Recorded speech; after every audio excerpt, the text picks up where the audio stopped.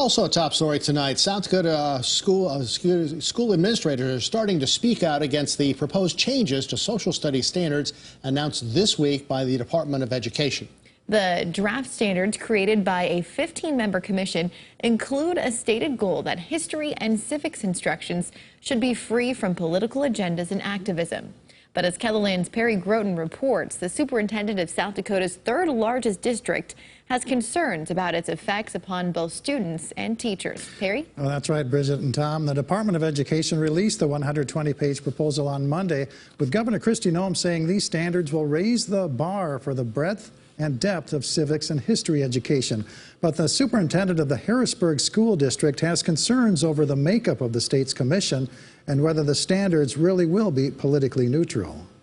It's orientation week in the Harrisburg district, with kids returning to school next Tuesday. But the proposed social studies standards are as much on the mind of the superintendent as making sure kids have a strong start to the school year. Social studies standards have become a hot topic here in the last week among educators as we're trying to get ready to open the school year. But I think there's just a lot of concerns and questions out there.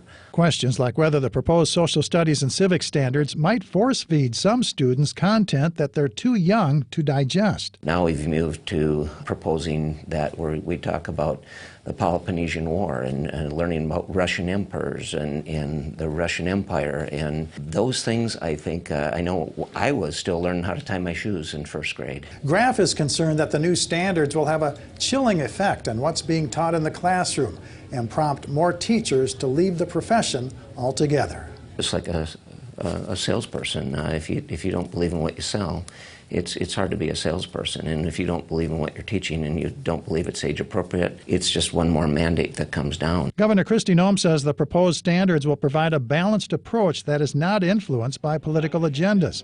But Graff says teachers were, for the most part, cut out of the process, and that could open the door to politics in the classroom. We have an obligation to be politically neutral, but this feels like something that is actually being politicized rather than the opposite.